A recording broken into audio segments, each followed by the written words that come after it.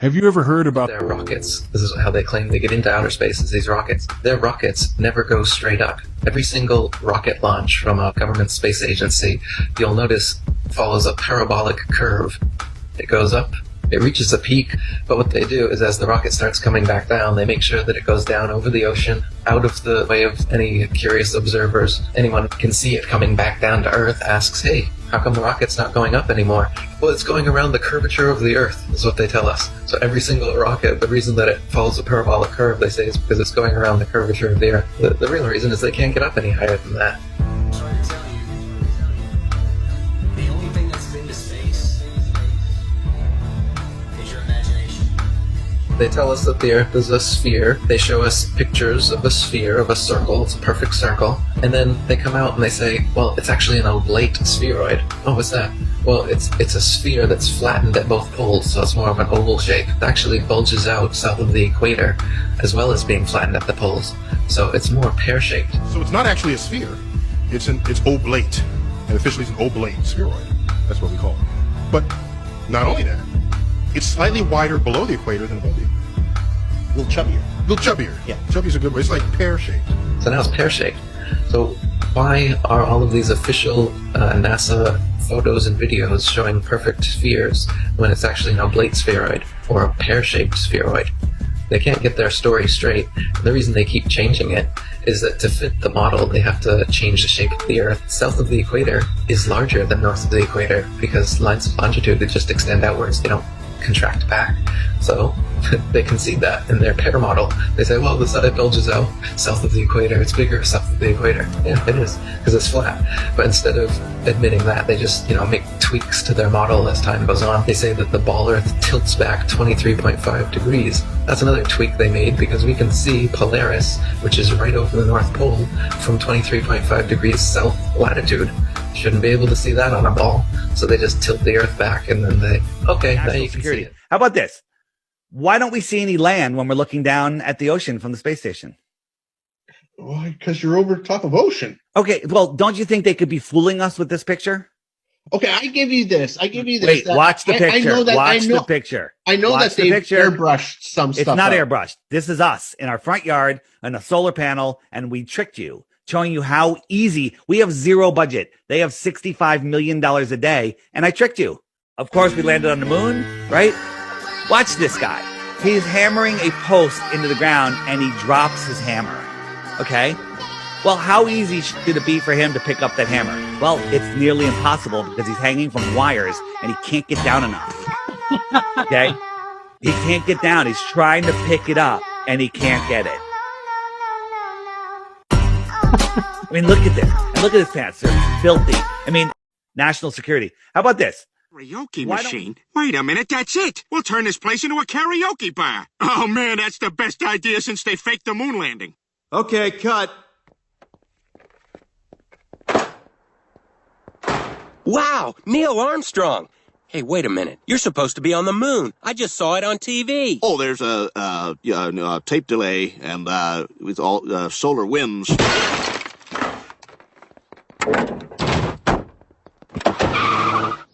And the early ones were literally taken through a round window to make the Earth appear round.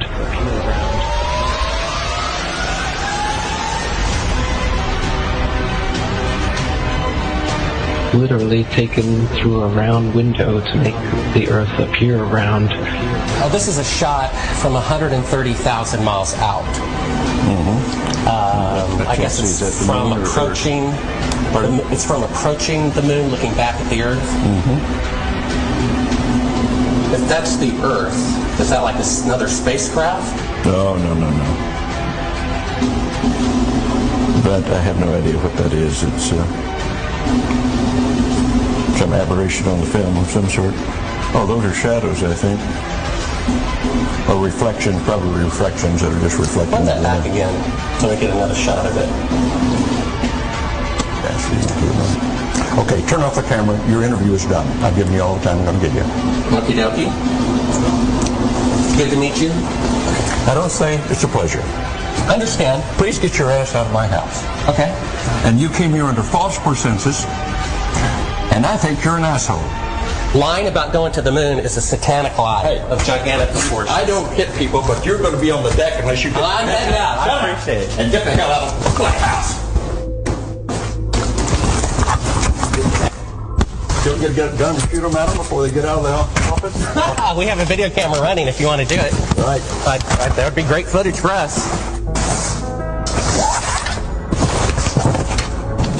See you later. In court, I hope. You want to call the CIA? Have them whacked. Where you put a transparency over the window and move the camera of the Earth. I moved the camera back away from the window, turned off the lights in the spacecraft, and appeared to be halfway to the moon when in fact they were in Earth orbit. Huh, really? Yeah, and they said it was the same way that you did it on Apollo 10. So we wanted to give you the opportunity to put your left hand on the Bible, to raise your right hand, to swear to God. Stick it in your ear. If you walked on the moon, we're giving the opportunity to swear to God that you walked on the moon. I'm going to give you the opportunity to get the hell knocked out of you if you don't leave me alone.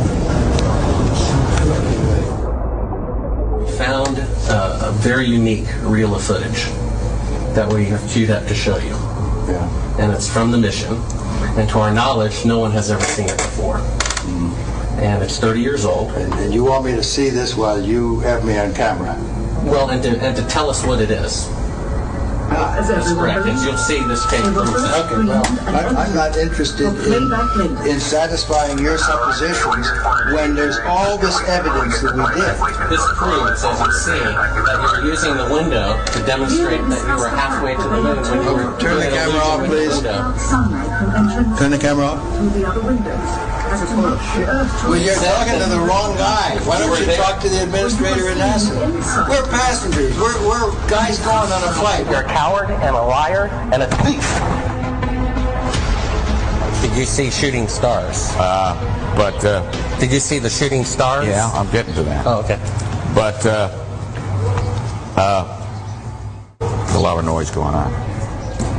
So I don't know the results of some of the experiments they've conducted. The point is they can't get that far from here, and they're really in a protective. It is true of spinning objects in space. So a deck of cards makes some very interesting games and demonstrations that you can do in space. No, no, no, no.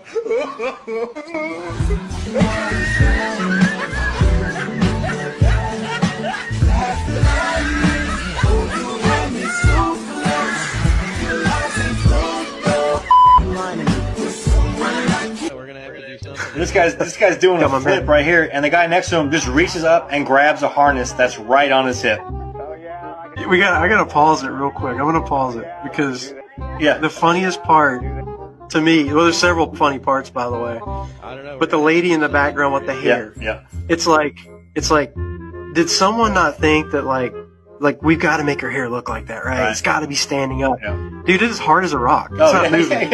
You know, it's like. This is somebody who must be in space. Look at her hair. Like, obviously, there's this thing called hairspray. So here goes this guy doing a backflip, and then gravity just like gravity goes away. He must have found a pocket. Gravity goes away, and he fell. Yeah. Or he got caught up in that harness he's wearing.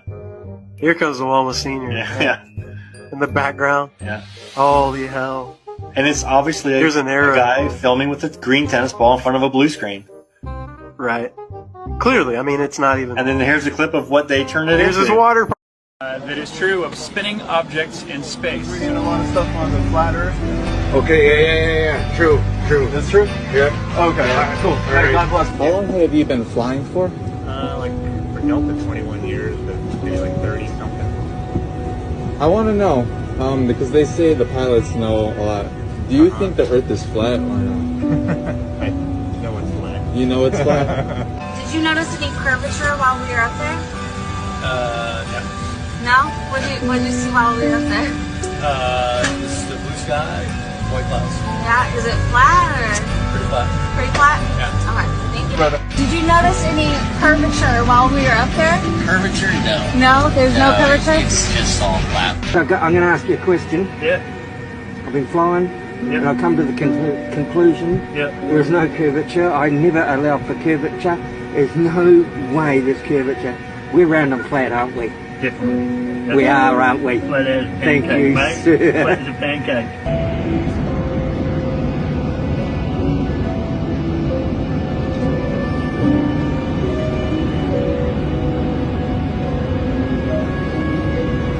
I was reading a lot of stuff on. Now, my first exposure to the Earth not being a spinning ball, flying around the sun with Babylonian god planets and Pluto, my first exposure was that I was in an instrument class and in the Army, and I remember coming across the statement, for the gyroscope.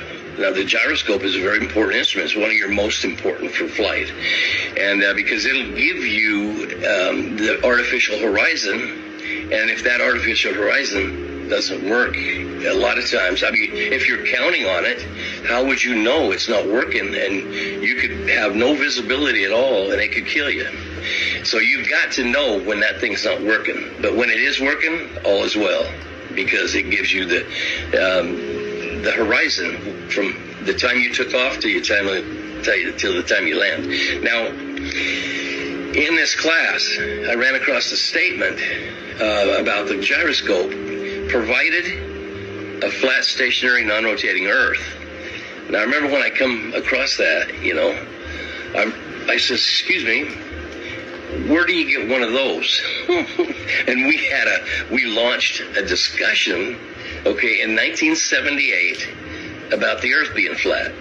And we had the same horse laughs in there as everybody else. And we had a couple of guys that swore that the Earth was flat, and everybody else was just crucifying them for thinking that. And I was just amazed. I was sort of on the side of the globies, because that's all I've been taught. But at the same time, I'm thinking, well, how in the world is this thing only going to work on a flat, stationary, non-rotating Earth? That doesn't make sense.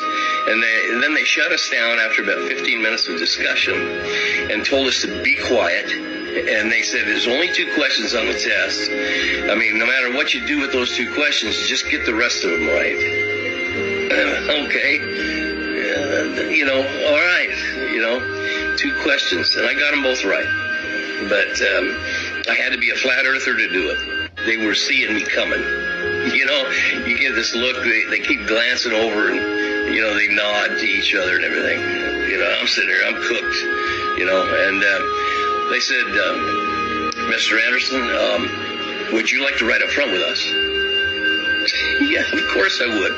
The one thing I didn't need was sleep. I needed it bad, man. And I've been partying, and it was terrible. But I couldn't pass. And I sat up on the jump seat between the pilot and co-pilot, a major and a captain, in the Air Force, and we went back to Honolulu. Now, in this flight, this is crazy, because we get through 20,000 feet, and it's 10:30 at night. We get through 20,000 feet, and the sun comes back up. And I'm looking at it thinking, what's with that? So when we get to 41,000 feet, the sun's over there up and it's blazing. And, so I had a few questions, all right? And these 2 pilots are looking at me like, here it comes. I says, hey, excuse me,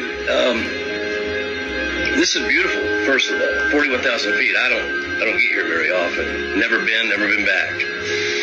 Okay, but this is great. You can see the curvature of the Earth. And the major, the pilot, he turned to me and says, where? Show me. And I won't go into too much detail, but he says, look, the sun's not going down. He says, you saw the sun come back up, right? I said, yeah. What's with that? He says, well, it's not going back down all night. You're going to see it off the left side. It's going to come around off the nose, and by Honolulu tomorrow morning, it's about 2 o'clock off the nose, and it'll be coming up. Really? What about the spin of the Earth? And the captain over there in the co-pilot seat, he looked at me and says, spin? He says, the Earth don't spin. You don't read your Bible?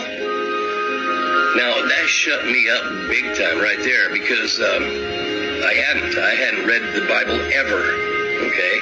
So I didn't know what it said. Don't you read your Bible? Okay, great. got my work cut out for me. So we get to Honolulu, and the only thing that spun on me when we got to Honolulu was my head, because I saw the sun all night. It didn't go down. The Earth ain't spinning, and there's no curve. So I get out of the plane, and he says, "Oh, one more thing." He says, if the Earth is supposed to be round, like they say, okay, it's 8 inches per mile squared. That's the math on the curvature. Go find it. Look for it and go find it. The first thing I did was I got up the next day and I went out to the North Shore and I was looking for Kauai because I'd seen it before. And there it is, Kauai, 108 miles away. It's 5,400 feet high, so it's above. Well, first of all, it should be below about 400 feet below the horizon. Okay, and I could see all the way to the beach on Kauai from 108 miles away. And so now here I am. I'm a bona fide flat earther because I can't deny it. I can't deny it. And see, that's the problem with flat earthers. They go out and look. And now they come back, and they're surrounded by globe heads, and they get the horse's ass laughter. They get, you're a... All I'm offering is the truth, nothing more.